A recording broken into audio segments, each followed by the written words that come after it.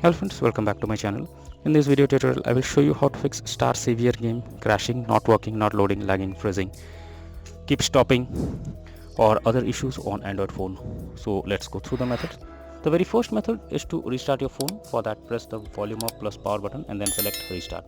So this will restart your phone. The restart process may differ from phone to phone. After restarting your phone, now try to launch the game and check. If not, next method is to check your internet connection. Make sure your internet connection is stable and not fluctuating.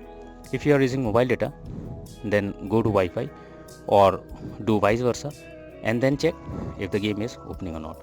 If not, next method is to force stop the game. For that, click and hold the game icon, click on app info, click on force stop and then click on OK. After doing this, launch the game and then check. If not, you should clear the cache of the game. For that, click on storage and cache, click on clear cache. After this, try to launch the game and check. Apart from this, you should also check if the game needs any kind of update. For that, go to Google Play Store. In the search option, search for StarSavior game and then check if any update is available over here. If yes, update your game to the latest version and then try to launch the game and check. If not, you should also check if your phone OS needs any kind of update. For that, go to settings. After that, go below, click on system update, and here you should check if there is any update available. If yes, update your phone OS to the latest version and after that try to open the game. You can also install a VPN app if you are getting the same problem again and again.